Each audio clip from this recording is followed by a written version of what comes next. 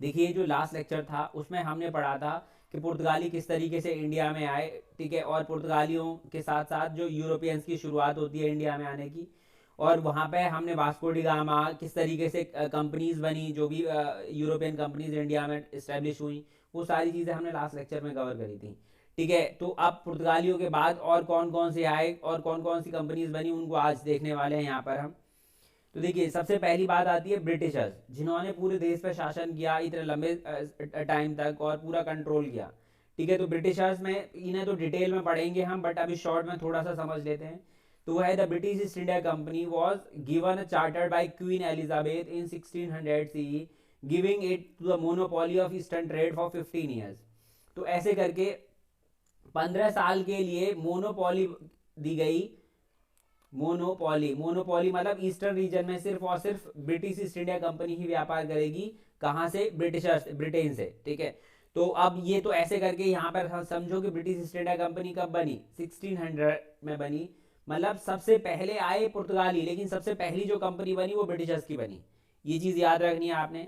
और ये eastern region में मोनोपोली थी, इनकी मोनोपोली दी गई, मतलब ईस्टर्न रीजन में व्यापार करेंगे सिर्फ और सिर्फ, मतलब यही ब्रिटिश ईस्ट इंडिया कंपनी व्यापार करेगी ब्रिटेन से, इंग्लैंड से। अब बात ये आती है कि यहाँ पे व्यापार करने के लिए यहाँ के राजाओं से परमिशन लेनी थी। जैसे आज अगर इंडिया में कोई बाहर की कंपनी व्यापार करने के लिए आती है तो उसे यहाँ पे हमारी गवर्नमेंट से परमिशन लेनी होती है। ठीक उसी तरीके से पहले भी यही चीज़ थी। तो पहले जो मुगल साम्राज्य था और मुगल साम्राज्य का राजा था जहांगीर, तो उसके दरबार में ब्रिटिश एम्बेसडर्स क्या है, परमिशन मांगने के लिए आए व्यापार करने के लिए। तो फर्स्ट इंग्लिश एम्बेसडर जो आया उसका नाम था कैप्टन विलियम हॉकिंस। तो कैप्टन विलियम हॉकिंस जो है वो arrived at Jahangir court to seek permission for the trade with India. तो वो क्या है, यहाँ पर आप ऐसे समझो कि 1608 में वो जहांगीर के दरबार में आया और किसकी परमिशन मांगने के लिए? व्यापार करने के लिए। ब्रिटिश ईस्ट इंडिया कंपनी को जहांगीर वाला जो एरिया है, मतलब मुगल साम्राज्य जो था, उसमें व्यापार करने की परमिशन देने के लिए। मगर क्योंकि पुर्तगाली यहाँ पे पहले से थे, वो 1.5-2 साल करीब रहा जरूर यहाँ पर, मगर पुर्तगाली पहले से ही थे यहाँ पर, तो जिसकी वजह से उसे मना कर दिया जाता है। ये चीज़ याद रखना। जिस शिप से आया था वो शिप का नाम था हेक्टर। ये हम पहले भी देख चुके हैं, ये याद रखना कि जिस शिप से आया उस शिप का नाम था हेक्टर। तो इसीलिए अब तो ये जो पहला जो ब्रिटिश एम्बेसडर है वो जो इंडिया में आया, but captain William Hawkins, but उसे परमिशन नहीं दी गई। उसके बाद सेकंड जो ब्रिटिश एम्बेसडर है या इंग्लिश एम्बेसडर है उसका नाम है sir Thomas Roe, came to the Jahangir court, ठीक है, as an ambassador of James and received permission in 1615। और ये दूसरा दूत बनकर या दूसरा राजदूत बनकर आया यहाँ पे ब्रिटिश इंडिया कंपनी के व्यापार के लिए परमिशन मांगने के लिए, और जहांगीर ने इसको अपने साम्राज्य में, मुगल साम्राज्य में जहां तक जहांगीर की टेरिटरी थी उसमें व्यापार करने की परमिशन दे दी। तो इसके बाद से यहाँ पर धीरे धीरे धीरे धीरे करके ये ब्रिटिश इंडिया कंपनी क्या शुरू कर लेती है, यहाँ पर व्यापार करना शुरू कर लेती है। और ये व्यापार करते करते ही, ट्रेडिंग करते करते एडमिनिस्ट्रेशन में घुस जाती है। कब? प्लासी की लड़ाई के बाद, तो जिसे हम पढ़ेंगे अलग से।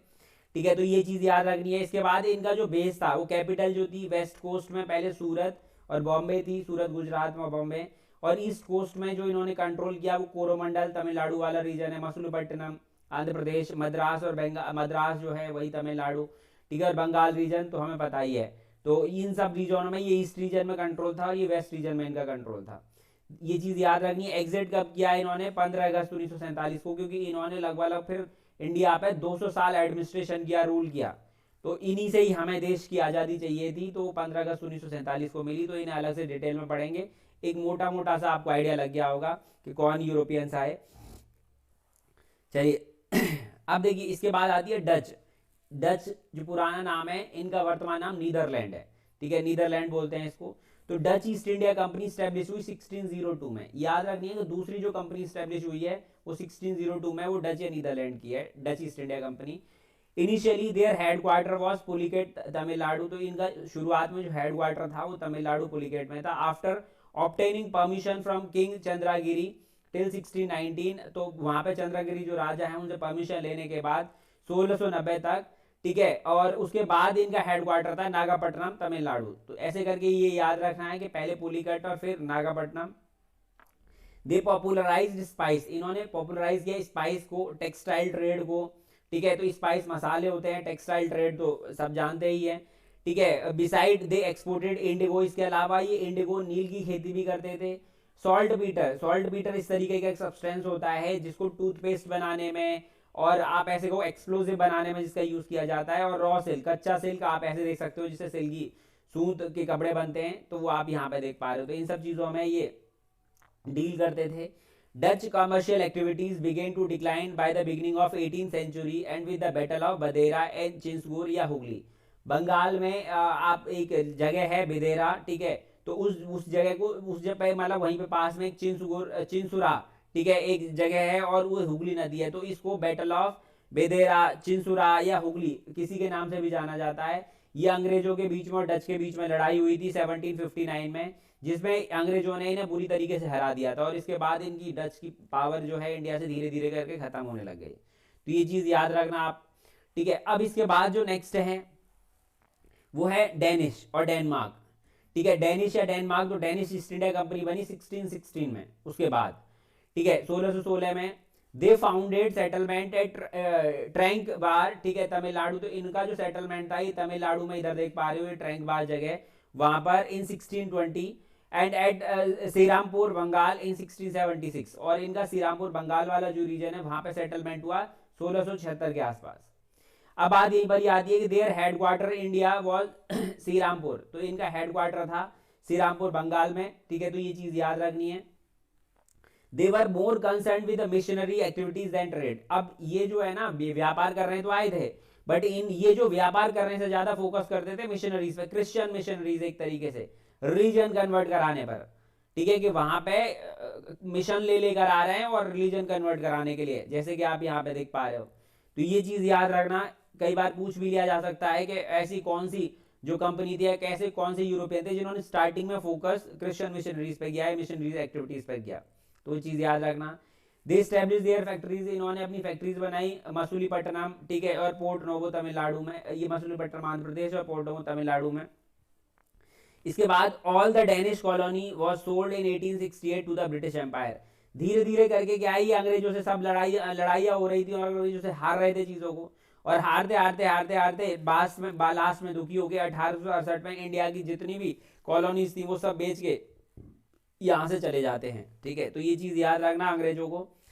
इसके बाद जो है जो सबसे इंपॉर्टेंट जो है वो है फ्रेंच। तो फ्रेंच जो है इनकी जो फ्रांसीसी जिनको बोलते हैं, the French East India Company establish in 1664। 1664 में French East India Company establish हुई। The first French factory was set up at Surat by Francois Caron in 1668। तो पहली जो फैक्ट्री थी जो फ्रेंच फैक्ट्री थी वो सूरत में डेवलप की गई फ्रैंकोइस कैरन ने 1668 में। ये चीज याद रखनी है। फिर Pondicherry fort Louis was made the headquarter of all the French settlement in India, ठीक है। तो ये चीज याद रखनी है कि पौंडीचेरी को क्या है यहाँ पर हेडक्वार्टर बना दिया गया। And François Martin became the governor general of the French affairs in India. और फ्रैंकोइस मार्टिन जो था उसको गवर्नर जनरल बना दिया गया यहाँ का। इसके बाद डुप्लेक्स, एक और इंपॉर्टेंट यहाँ पे गवर्नर बना फ्रेंच का, उसका नाम है डुप्लेक्स, जिन्हें अंग्रेजों से काफी सारी लड़ाइयाँ लड़ी, was an important French governor in India. ये चीज याद रखनी है आपने। They fought a decisive battle at Wandiwash in Tamil Nadu in 76 against England. और इन्होंने एक फ्रेंच ने एक इंपॉर्टेंट लड़ाई लड़ी जिसका नाम था वेंडी वॉश तमिलनाडु में, और यहाँ पर अंग्रेजों ने बहुत बुरी तरीके से हराया था इनको। तो मतलब फ्रांसीसी हार गए थे, आप ऐसा समझो। In the French were defeated and lost almost the all position in India. और उन्होंने पूरी की पूरी पोजीशन जो इंडिया में थी उसे लगभग सब हार गए थे। और इसके बाद ये शांति से फिर हारने के बाद चुपचाप पौंडीचेरी जो पुदुचेरी वाली जगह है बस उस वाले रीजन तक सिमट के रह गए, आप ऐसे समझो। और ऐसे करके पूरे रीजन पे हमने देखा कि सबको अंग्रेजी जो ब्रिटिश इंडिया कंपनी है उसने हराया, और हरा के क्या है पूरा का पूरा स्ट्रॉन्ग होल्ड कर लिया। और फिर इंडिया के एडमिनिस्ट्रेशन में क्या है मोनोपोली करने के बाद, मतलब मोनोपोली हो गई अब, क्योंकि सब जो जितनी भी यहाँ पर थी कंपनियां, यूरोपियन कंपनियां, वो तो दबा दी।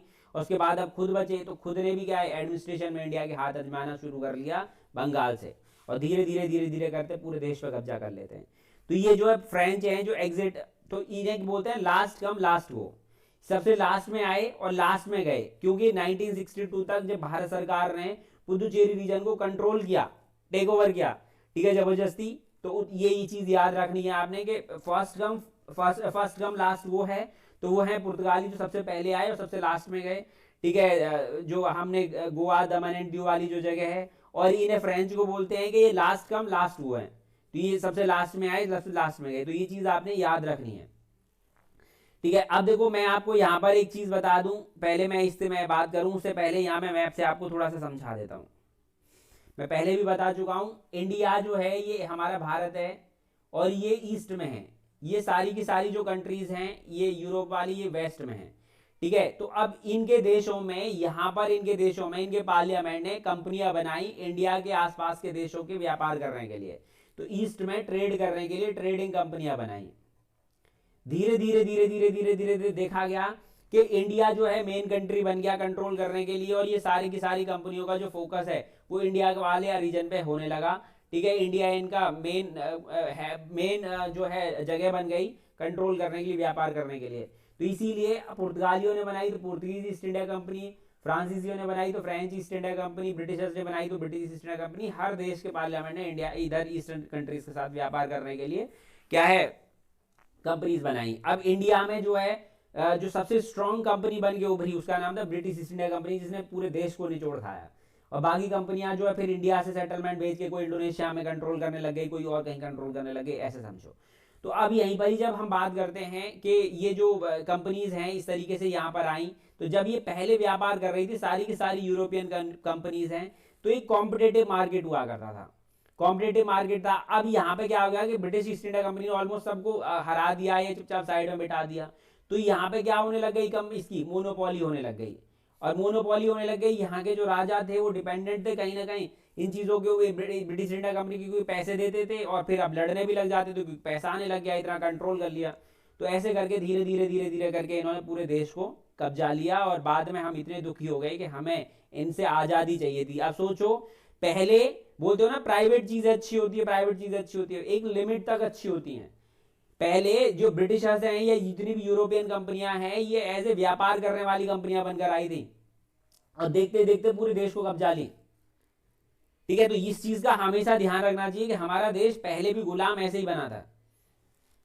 चलिए अब देखते हैं यहीं पर ही बात, अब बात यहीं पर ही आती है कि sequence of an establishment of European companies in India. ठीक है, तो ये यूरोपियन कंपनी जो है सबसे पहले पुर्तगाली आए, लेकिन सबसे पहली पुर्तगाली कंपनी नहीं बनी, ईस्ट इंडिया कंपनी नहीं बनी। ठीक है, ये चीज आपको याद रखनी है। तो इसीलिए इनकी सीक्वेंस एग्जाम में कई बार पूछ ली गई है कि कौन सी कंपनी कब पहले बनी, तो ये सब बातें हमें पता होनी चाहिए। तो देखिए सबसे पहले आए थे, सबसे पहले जो आए थे पुर्तगाली, बट सबसे पहली जो कंपनी बनी वो इंग्लिश ईस्ट इंडिया कंपनी है, ब्रिटिश ईस्ट इंडिया कंपनी बोलते हैं, जो कि 1600 में बनी। इसके बाद जो दूसरी जो कंपनी बनी डच ईस्ट इंडिया कंपनी बनी जो 1602 में बनी।